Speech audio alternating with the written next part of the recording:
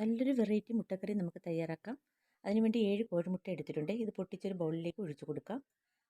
ഇതിലേക്ക് ആവശ്യത്തിനുള്ള ഉപ്പിട്ട് കൊടുക്കാം. കുറച്ച് കറിവേപ്പില ഇട്ട് കൊടുക്കാം. ഒരു മീഡിയം സൈസ് സവാള ചെറുതായിട്ട് അരിഞ്ഞതാണ്. അത് നമുക്കിതിലേക്ക് ഇട്ട് കൊടുത്തിട്ട് നന്നായിട്ടൊന്ന് ഇളക്കി കൊടുക്കാം.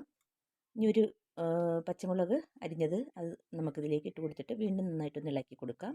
ഇതൊരു പോളിത്തീൻ കവറിലേക്ക് ഒഴിച്ചു കൊടുത്തിട്ട് നന്നായിട്ട് ടൈറ്റായിട്ട് തന്നെ ഇതൊന്ന് കെട്ടിയെടുക്കണമേ.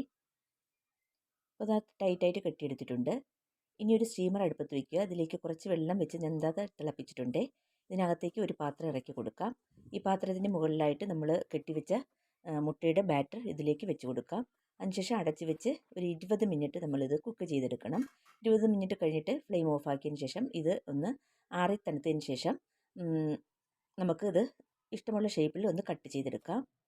അപ്പം ഞാൻ സ്റ്റീം ചെയ്ത മുട്ട മൊത്തവും കട്ട് ചെയ്തെടുത്തിട്ടുണ്ട്.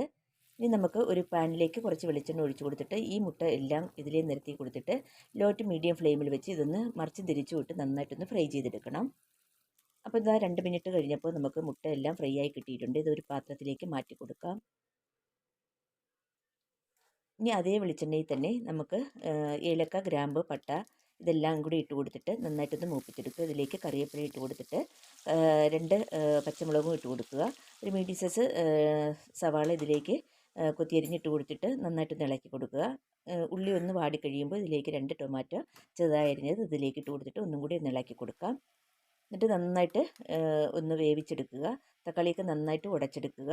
അതിനുശേഷം ഇതിലേക്ക് ആവശ്യത്തിനുള്ള മസാലപ്പൊടികൾ ഇട്ട് കൊടുക്കുക. ആവശ്യത്തിനുള്ള മഞ്ഞൾപ്പൊടി, മുളക് പൊടി, മല്ലിപ്പൊടി, പെരിഞ്ജീരകം പൊടിച്ചത്, ഗരം മസാല, പിന്നെ കുറച്ച് കുരുമുളക് പൊടി ഇതെല്ലാം കൂടി ഇട്ട് കൊടുത്തിട്ട് ഇതിൻ്റെ പച്ചമണം മാറുന്നത് വരെ നന്നായിട്ടൊന്ന് ഇളക്കി കൊടുക്കാം.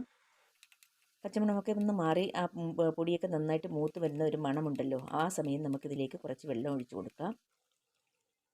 എന്നിട്ട് ഇളക്കി കൊടുത്തിട്ട് ആവശ്യമെങ്കിൽ ഉപ്പ് വീണ്ടും ഇട്ട് കൊടുക്കാം.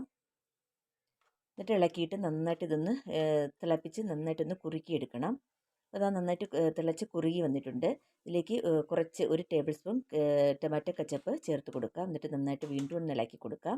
ഇനി നമുക്കിതിലേക്ക് ഫ്രൈ ചെയ്ത് വെച്ചിരിക്കുന്ന മുട്ട ഇതിലേക്ക് ഇട്ട് കൊടുത്തിട്ട് നന്നായിട്ടൊന്ന് ഇളക്കി മിക്സ് ചെയ്തെടുക്കാം.